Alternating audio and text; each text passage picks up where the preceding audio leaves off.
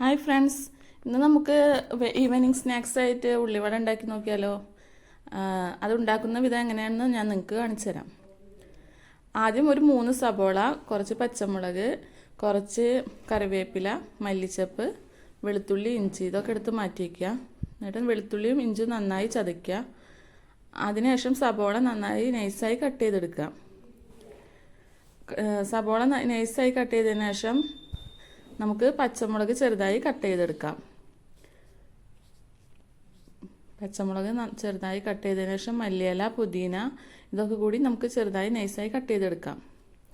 ഇതെല്ലാം കൂടി ഒരു പാത്രത്തിലേക്ക് ഇടാം. സബോള, പച്ചമുളക്, മല്ലിയില, പുതിന, വെളുത്തുള്ളി, ഇഞ്ചി പേസ്റ്റ്, പിന്നെ വലിയ ജീരകത്തിൻ്റെ കുറച്ച് പൊടി, പിന്നെ മഞ്ഞൾപ്പൊടി, കുറച്ച് മുളക് പൊടി ഇതൊക്കെ ഇട്ടിട്ട് നന്നായി മിക്സ് ചെയ്യാം. അതിലേക്ക് നമ്മൾ ഒന്നിരിക്കലും മൈദപ്പൊടി ഇട്ട് കൊടുക്കാം, അല്ലെങ്കിൽ കടലമാവിൻ്റെ പൊടി ഇട്ട് കൊടുക്കാം. ഏതെങ്കിലും ഇട്ടാൽ മതി. എൻ്റെ കയ്യിലിപ്പോൾ സ്റ്റോക്ക് ഉള്ളത് മൈദപ്പൊടിയാണ്, അതുകൊണ്ട് ഞാൻ മൈദപ്പൊടി വെച്ചാണ് ഉണ്ടാക്കുന്നത്. കുറച്ച് ഉപ്പ് ഇട്ടിട്ട് നന്നായി കൈകൊണ്ട് തിരുമ്മി കൊടുക്കുക. ആവശ്യത്തിന് വെള്ളം നോക്കി നമ്മൾ ഒഴിച്ചു കൊടുക്കണം. കുറേശ്ശെ ഒഴിച്ച് നമ്മൾക്ക് കുഴച്ചെടുക്കാം.